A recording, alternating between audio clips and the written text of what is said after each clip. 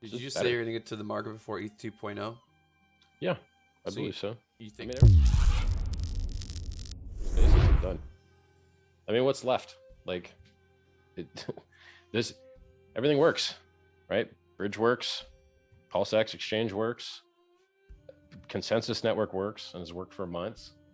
The only thing that's missing is like the automated market maker bot, which harvests the PRC20 copies out of the AMMs and puts them in the PulseX system.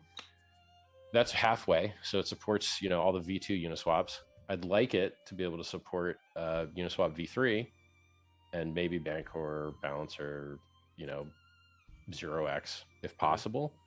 But if it can't, we'll just go anyway, and then the ARB guys will be able to make some money. Yeah, sucks, but oh well, But like, there's really, so the only two things that are left are the automated market maker bot. If we can make it run against more stuff, cool. If not, we'll just run it where it's at, which is like half the liquidity, I think. That one's complicated, but it's not. We could just do it the way it is. Like we don't have to add to it with the market maker bot.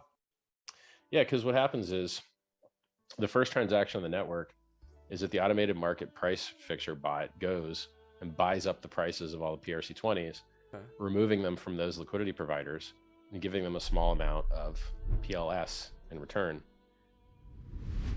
However, if you can't run that bot against all the different liquidity pools, then you're going to have pools that are cheap compared to the ones you just drove the price up on.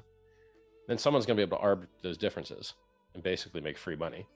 So you'll be able to sell down the expensive pair that the ARB that the AMM bought up, and then buy back your supply from the cheap pair.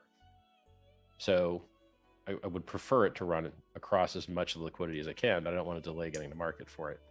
I think getting to market earlier is more important than running AMM bot across every available liquidity pool.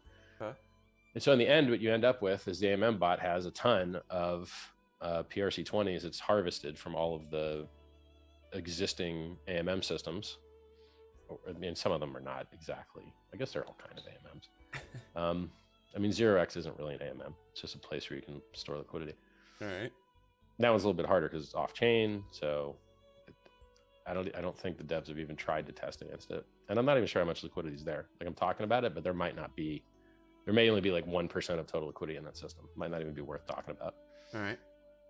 So yeah, that's what makes PulseX the most liquid exchange on the Pulse chain, because it's harvested all those PRC20s and stuck them in there.